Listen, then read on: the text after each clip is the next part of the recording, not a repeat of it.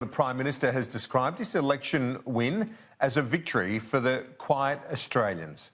In an exclusive interview with Sky News, host Paul Murray said Mr Morrison opened up about his plans for the nation, declaring tax cuts his first priority.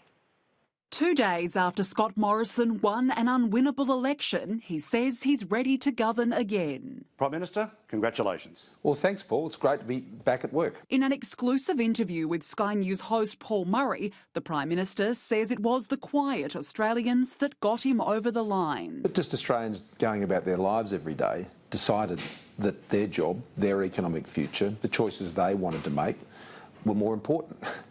And my pitch to them was, I think your choices and what you want to do with your life is also more important. Even before the election campaign kicked off, the coalition was the underdog. Opinion poll after opinion poll predicted a victory for Labor and opposition leader Bill Shorten. What did that wider class not see?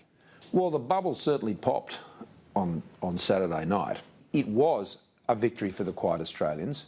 Not for the Liberal Party or me personally. It wasn't actually about politics. It was about them sending, I think, a very clear message that we want to remain in control of our lives. Mr Morrison says now it's back to business. We hope to convene the Parliament again as soon as we can. On top of that, there's a ministry to swear in, and we'll be doing that in due course. I'm not making any rush judgments there. His first priority Is tax and the tax cuts, because of that timeline, the first thing you have to do in the Parliament? Yes, yes. And there are also some administrative things that we can do, which we're taking advice on now to ensure that that becomes effective. Mr Morrison has paid tribute to his family, giving a rare insight into the inspiration in his life, his father. I walked down from the stage and I saw my father in a wheelchair, which I hadn't seen my father in a wheelchair before.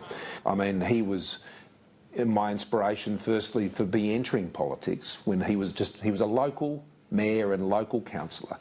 And from Dad, I always got the truism of politics, that all politics is local. Unless you're making a difference to people on the ground, then what's the point? And as for his ambition for this next term, full of energy with a refreshed mandate for the Australian people. Danica Di Giorgio, Sky News.